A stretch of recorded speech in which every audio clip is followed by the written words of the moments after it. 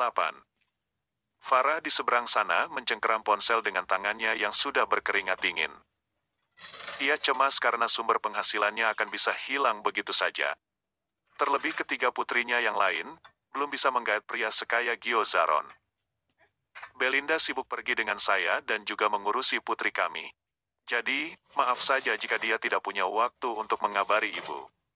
Apakah ibu tahu jika dia baru saja melahirkan? Ah, Pak. Belinda melahirkan. Perempuan? Iya, jadi ibu sama sekali tidak tahu. Sekarang saya yang balik bertanya, ibu macam apa yang bahkan sang anak melahirkan, tetapi sama sekali tidak tahu. Belinda sama sekali tidak pernah bilang jika hamil. Rupanya jawaban yang diberikan oleh Farah sangat fatal karena kalimat balasan dari Gio berikutnya membungkam wanita itu. Dan membuat ia melemparkan ponsel dalam genggamannya dan hancur membentur tembok rumahnya. Ibu yang saya rasa tidak pernah perhatian terhadap Linda.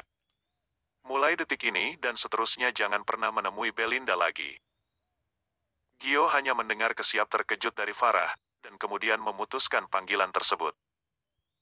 Ia kembali meletakkan ponsel Belinda ke dalam tas dan menuju kamar mandi. Gio mencengkeram pinggiran wastafel dan menatap geram ke arah cermin. Ia tahu pasti ada sesuatu yang tidak beres dalam keluarga istrinya. Bukan, Gio Zaron namanya jika tidak akan mencari tahu hal ini. Sudah cukup ia selama ini diam, dan menaruh curiga sejak keinginan sang kakek yang mengharuskan dirinya menikah dengan Belinda. Bisa saja semuanya terjadi karena kakeknya sudah mengetahui tentang kehidupan istrinya tersebut. Walaupun enggan, sepertinya Gio harus menemui sang kakek dan mengorek informasi darinya. Dari balik pintu kamar, Mala melongok ke dalam dan tersenyum penuh arti. Rupanya sedari tadi ia telah menguping pembicaraan anaknya bersama dengan besannya itu. Mala sangat ingin agar putranya paling tidak bisa membuka mata dan batinnya bahwa keadaan sang istri tidak baik-baik saja. Serta segera menyadari segala kesalahannya selama ini. Ma, ngapain di sini? Kok belum ditidurkan niranya? Mala membuat gerakan dengan satu telunjuk menempel di bibirnya. Anakmu baru saja gertak mertuanya, bisik Mala seolah takut jika terdengar oleh Gio yang masih berada di kamar mandi. Terus, dia larang Farah menemui Linda lagi. Kok gitu? Nggak benar tuh anak. Masa ia larang orang tua ketemu anaknya? Aku rasa keputusan Gio benar, Pak. Biar deh kita lihat ada apa sebetulnya. Sepertinya, ada sesuatu yang sedang mereka sembunyikan. Mala lantas menoleh ke dalam kamar saat mendengar langkah kaki. Mama di situ, kenapa tidak masuk? Bawa masuk Nira, Ma, kata Gio seraya merapikan alas tidur Nira.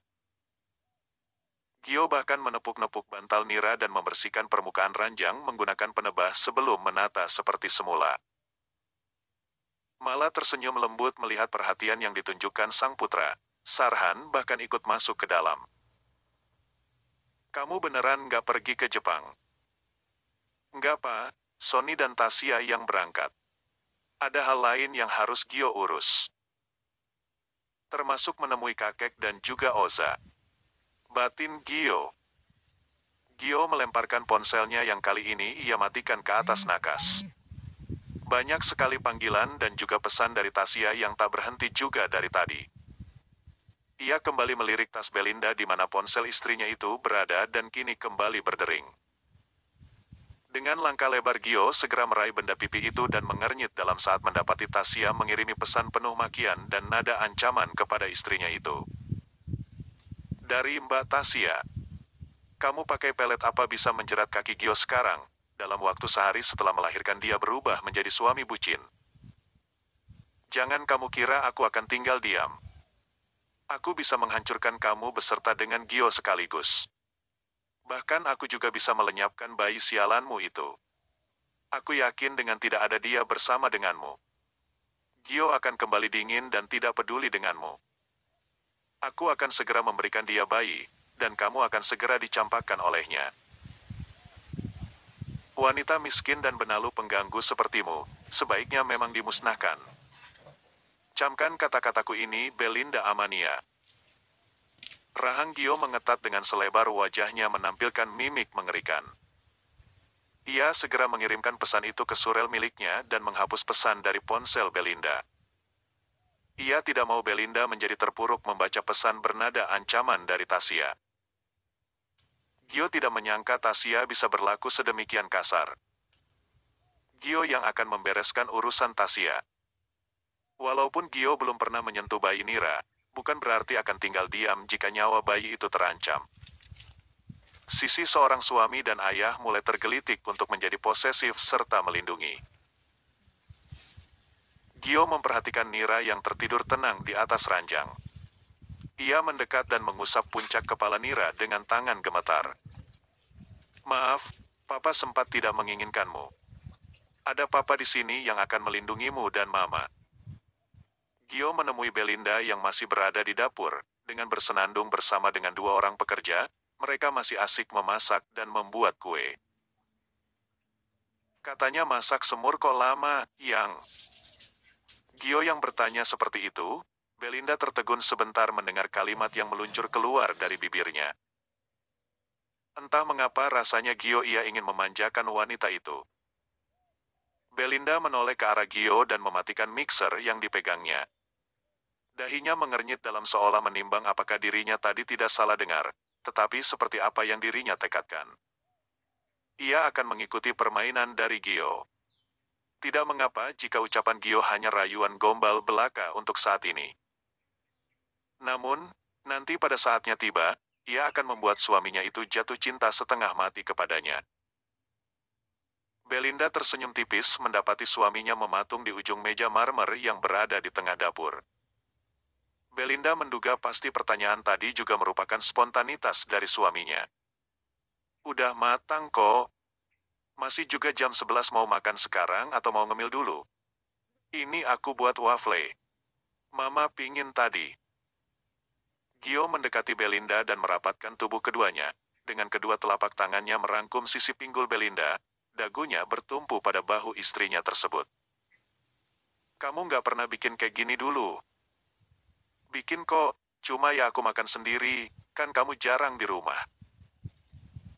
Jawaban santai dari Belinda tak mau lagi-lagi mengulik rasa bersalah Gio. Ya, memang. Sebrengsek itu dirinya dahulu kala. Sekarang kamu harus sering-sering bikin ya. Tapi wafelnya kok lucu sih, ada keju sama brokoli. Ada bayamnya juga loh. Aku pakai bubuk bayam untuk pewarna hijaunya. Mama harus mengurangi yang manis-manis, makanya aku buatin yang gurih. Itu yang punya Papa malah ada irisan cabenya. Aku pakai oatmeal bukan gandum, jadi gluten free dan sugar free. Memangnya ada bubuk bayam? Buat sendiri sayang. Tuh bayamnya lagi dijemur, habis itu kalau udah kering ditumbuk dan simpan di toples, jadi bisa dipakai kapan aja. Kamu pernah makan mie hijau dulu kan? Itu juga dibuat dari bubuk bayam untuk pewarnanya. Kalau nggak ada bayam pakai sayur hijau juga bisa sih. Kok jadi bahas resep? Mas, mau apa? Mau kamu boleh? Gio lantas menggigit gemas cuping telinga Belinda.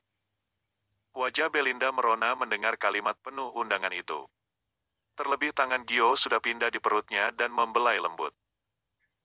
Kedua pekerja yang membantunya hanya ikut tersenyum simpul melihat adegan mesra di depan mereka.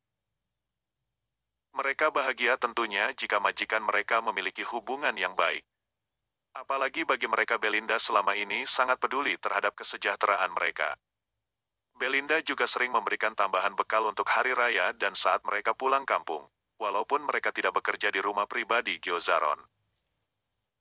Belinda mengedikkan bahu di mana dagu Gio masih setia bersandar dari tadi. Apa sih, kamu kesambet ya? Tumben jadi gini, Belinda menempelkan punggung tangannya pada dahi Gio. Masih waras banget. Kecuali, jika ada yang berani mengusik milikku. Gio lantas mengecup pipi Belinda sebelum berlalu meninggalkan dapur. Belinda menatap punggung suaminya itu dengan penuh tanda tanya.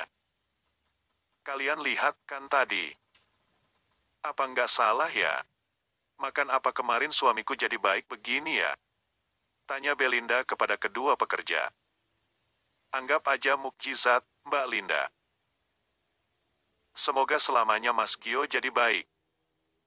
Belinda mengangguk-angguk. Iya juga, sebaiknya memang dinikmati saja saat-saat ini. Belinda baru saja menaruh wafle dan minuman segar di teras belakang saat mendengar rengekan yang mendekat. Belinda bersama dengan kedua mertuanya tertegun serta terharu melihat Gio menimang Nira, yang kemudian lambat laun berhenti merengek dalam buayan sang papa sebelum keduanya mendekat. Kamu susui dulu nih. Aku sudah ganti popoknya. Kalau di rumah pakai popok kain saja. Kasihan pantatnya nanti merah-merah, kata Gio seraya menyerahkan Nira ke dalam gendongan Belinda. Belinda yang tak bisa berkata-kata lantas hanya mengangguk menanggapi perkataan Gio. Tak berbeda dengan kedua mertuanya yang menghentikan kegiatan mengunyah mereka dan menatap Gio dengan tatapan terkesima. Gio sendiri menaikkan satu alisnya dan menatap ketiga orang dewasa itu dengan keheranan. Kenapa sih kalian? Kaget ya aku bisa mengurus bayi. Kalau mama jelas heran, kan gak pernah lihat kamu pegang bayi, balas Mala. Gampang itu belajar dari internet kan bisa. Ayo susui dulu. Gio lantas menghela Belinda ke arah kamar mereka. Sesampainya di sana juga Gio hanya keluar sebentar untuk mengambil nampan berisi kudapan dan minum. Lantas kembali menaruhnya di meja persis tempat Belinda yang duduk di kursi goyang, menyusui Nira. Belinda meraih kain untuk menutupi dadanya dari pandangan Gio yang duduk dalam diam di seberangnya. Baru saja kain itu tersampir di bahunya sudah kembali terenggut oleh Gio dengan santainya seraya menyesap air minumnya. Nggak perlu ditutupi. Bagian tubuhmu sudah semua aku lihat. Kamu pikir dengan melihat Nira menyusu aku lantas terangsang? Bukan begitu, hanya tidak terbiasa aja sih. Kalau begitu, mulai biasakan dari sekarang. Tumben ponselmu nggak berbunyi dari tadi. Tanya Belinda mengalihkan pembicaraan. Aku matikan begitu juga dengan ponselmu. Lain kali jika kamu diperlakukan tidak adil oleh orang lain, bilang. Belinda terkejut sampai bibirnya setengah terbuka ke arah Gio. Kamu memeriksa ponselku. Tadi ibumu telepon dan aku melarangnya untuk menemuimu. Kenapa begitu? Dia ibuku, protes Belinda dengan suara tertahan agar Nira tidak terbangun. Gio bangkit dan merunduk di atas Belinda mensejajarkan wajah mereka. Sampai kapan kamu akan diam diperlakukan tidak adil? Aku selama ini menganggapmu istri yang dungu karena diam saja dengan ketidakadilan yang aku berikan dan ternyata semuanya benar. Namun, kini jika sampai kebodohanmu yang sok naif dan baik hati itu membahayakan anakku, aku akan hancurkan kalian semua. Kamu ngomong apa? Belinda sungguh tidak mengerti arah pembicaraan Gio. Kamu cukup mendengar dan mematuhi perkataanku. Jangan buka pintu rumah untuk keluargamu itu. Aku pergi dulu. Gio lantas mencium Belinda yang masih terdiam. Mencerna setiap ucapan dari suaminya yang membingungkan untuknya. Apa maksudmu dengan aku bodoh? Tanyanya saat tersadar.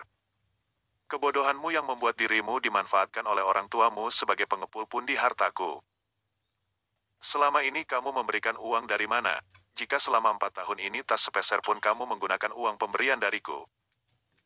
Ujar Gio yang sudah menegakkan tubuhnya, berdiri menjulang di depan Belinda seraya berkacak pinggang. Dari gajiku. Apa kamu lupa? Kamu itu istriku, walaupun itu hasil jerih payahmu, seharusnya kamu meminta izin dulu dariku. Hanya aku yang berhak atas dirimu, bukan orang lain. Saat ibumu itu menyerahkan kamu pada keluargaku. Itu tandanya kelangsungan hidupmu ada di tanganku, bukan urusan mereka lagi. Paham? Melihat Belinda mengangguk takjim, kembali Gio menambahkan, aku akan keluar dulu. Kamu tidak makan siang dulu? Tanya Belinda seraya mendongak. Nanti saja, aku harus mengurai ketegangan ini. Gio lantas mengambil baju, celana dan beberapa perlengkapan olahraga ke dalam tas ransel. Mau aku siapkan bekal minum? Tawar Belinda. Tidak perlu, aku lakukan sendiri. Kamu cukup jaga dia saja. Gio mendekati keduanya dan mencium sekilas dahi Belinda dan juga Nira. Belinda segera melepaskan isapan Nira di dadanya dan membaringkan bayi mungil itu di ranjang, begitu bunyi pintu kamar tertutup. Gio berhenti tak jauh dari pintu kamar dengan masih membelakangi, saat Sarhan dan Mala berdiri di depannya. Kamu mau kemana? Sudah hampir makan siang. Apa kamu tidak ingin menghabiskan waktu bersama dengan istrimu sedikit lebih lama? Tanya Sarhan seraya menatap ransel yang masih ditenteng oleh Gio. Gio ada urusan sebentar, Pak. Suruh Linda menunggu, Gio akan makan siang di rumah nanti. Papa tahu apa kegiatanmu di luar kantor. Tolong nak, berhentilah menjadi informan. Ingat ada anak yang harus kamu jaga. Atau mungkin kamu bisa membantu mencari tahu tentang istrimu. Dari ucapan Farah, Mama merasa ada sesuatu yang tidak beres dalam keluarga mereka. Kata-kata Farah seperti mengindikasi bahwa Linda bukan putri kandung mereka. Mama tahu dengan sikap tidak pedulimu terhadap istrimu, jelas selama ini kamu tidak pernah menaruh curiga, bukan? Dan teganya kamu membiarkan dia tinggal sendirian di rumah sebesar itu tanpa pengawasan. Koreksi Mama jika salah, bertaubatlah, nak. Kekasihmu itu tidak ada apa-apanya dibandingkan menantu pilihan Mama. Tidak banyak wanita sekuat dia yang mampu bertahan dengan sikap bajing asteris-asterismu selama ini. Tetapi nggak ada salahnya kamu cek dulu jika memang kamu punya koneksi seluas itu. Gio kaget dengan apa yang orang tuanya katakan. Ia lantas menelan salivanya kasar. Ia tidak menyadari jika aktingnya selama ini juga telah mempengaruhi kedua orang tuanya. Gio semakin percaya diri jika musuhnya juga akan mempercayai hal ini juga. Walau selama ini ia sudah berusaha serapat mungkin menutupi semuanya. Keterlibatannya sebagai informan kepolisian juga mencari informasi tentang pelaku teror terhadap dirinya dan juga Belinda sedikit membuatnya lega karena tidak diketahui oleh orang tuanya. Serta hubungannya dengan Underworld yang saat ini klub tersebut dipimpin oleh pamannya. Kadangkala Gio juga merasa tidak berguna karena sering bisa membantu memecahkan kasus orang lain sementara masalahnya sendiri seperti jalan di tempat. Baru saja Gio akan membuka mulutnya untuk membalas kedua orang tuanya. Bertepatan dengan pintu di belakangnya terbuka, Gio refleks berbalik badan. Muncullah Belinda menatap bingung ke arah ketiganya yang menampilkan wajah tegang. Terlebih Mala yang terlihat terkejut menatap ke arahnya. Apa yang sedang mereka bicarakan? Sikap ketiganya membuat dirinya yang sudah bertanya-tanya seharian ini tentang perubahan sikap suaminya menjadi semakin penasaran. Jika saja jantungnya lemah sudah pasti akan berhenti berdetak saat ini dan ia akan mati penasaran dibuatnya. Belum pergi, Mas. Aku siapkan air minum dulu, ya. Tawarnya meredam kecanggungan yang ia rasakan. Gio mendekati Belinda dan mengusap rahangnya dengan lembut. Tidak perlu, soal air minum itu gampang. Mas bisa beli di luar nanti. Kamu mau tunggu Mas untuk makan siang bersama?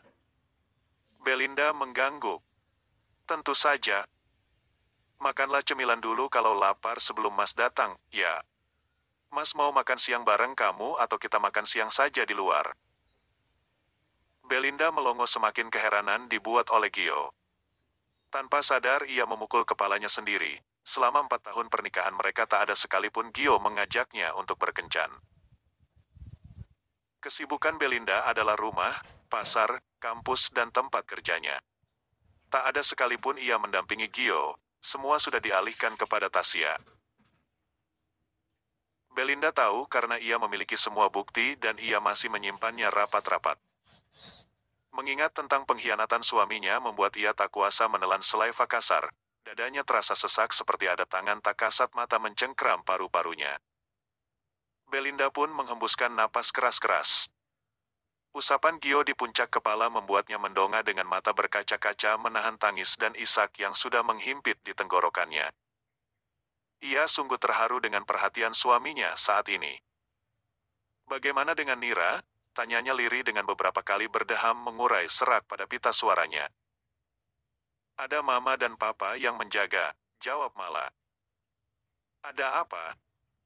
Kamu tidak enak badan? Tanya Gio yang kali ini tampak sekali khawatir. Belinda yang tidak kuasa mendapatkan perhatian suaminya yang sangat langka, lantas memeluk tubuh kekar itu dan menumpahkan tangisnya di dada bidangnya. Makasih, Mas, katanya di sela isaknya. Selebar wajah Gio bisa saja tampak datar dengan rahangnya yang mengetat, tetapi tidak bisa mengelabui dua orang lanjut usia di depannya. Keduanya tahu, anak sematawayang mereka ini pasti juga merasakan apa yang menantunya rasakan. Itu sudah jelas, Gio merasakan apa yang Belinda rasakan. Perhatian yang kini dirinya tunjukkan saat sang istri sadar sepenuhnya, akhirnya mendapatkan sambutan. Biasanya ia mencuri-curi hanya untuk mendekap sang istri dalam tidurnya.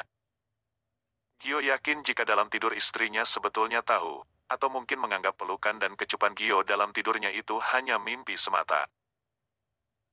Gio mendekap tubuh istrinya dan mengusap belakang kepalanya dengan sayang.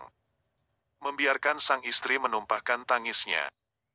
Air mata yang pertama kali Gio rasakan dan akan ia pastikan tidak akan pernah tertumpah lagi untuk sesuatu yang tidak sepatutnya. Mau kan makan siang di luar saja? Merayakan dirimu yang sudah melahirkan dengan selamat, mungkin. Mau, jawab Belinda seraya merenggangkan pelukan dan menghapus air mata dengan kerah leher dasternya. Dandan secantik mungkin, dan aku tidak ingin melihat kembali air mata ini. Hapus jejak tangis ini, kata Gio seraya mengusap pipi Belinda dengan kedua tangannya. Mama akan pesankan gaun siang terbaik untuk istrimu di butik langganan Mama. Kamu nggak usah khawatir.